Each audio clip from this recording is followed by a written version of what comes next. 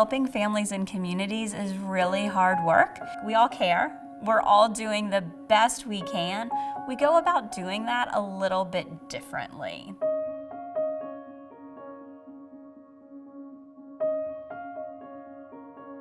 There are different agencies across the state who provide services. Benchmarks is there to elevate their needs, but also push them to do really great services.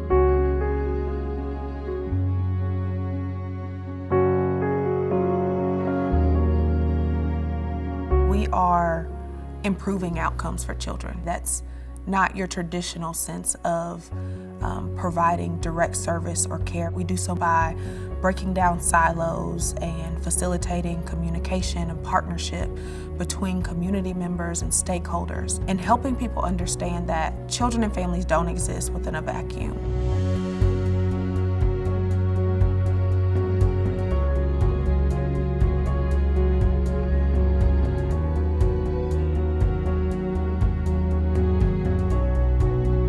When we were developing Partnering for Excellence, we knew that what was happening wasn't working.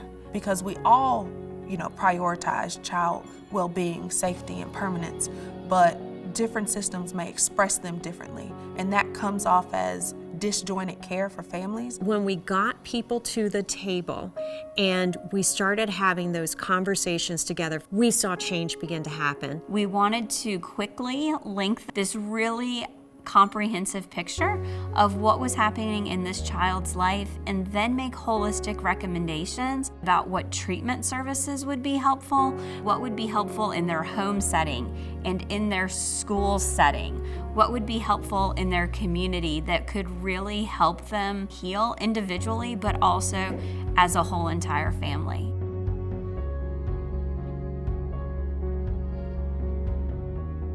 One of our big mottos is that we do with and through and not to and for. You know your needs better than I do. Children and families can speak to what barriers, what issues there are.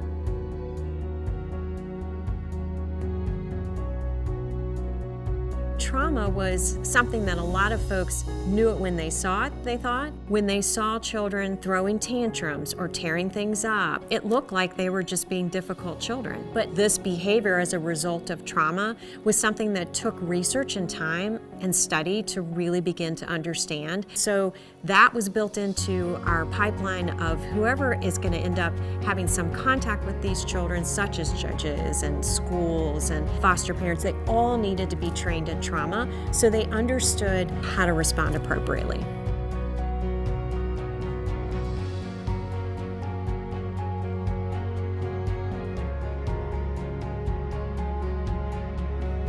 The Duke Endowment is always there to help us think about alternatives, to do troubleshooting, and to help us think about sustainability so that we can drive long-term, meaningful change. It's taken a long time and a lot of commitment, and it's taken support of the Duke Endowment. Without their support, we never would have gotten Partnering for Excellence off the ground. I honestly believe if Mr. Duke was here today, he would be applauding the move towards trauma-informed work, keeping kids with families wherever possible, ensuring that the work is evidence-based. And I think that's what he intended when he started this. For people, for children, and for families, that's what we want to see moving forward.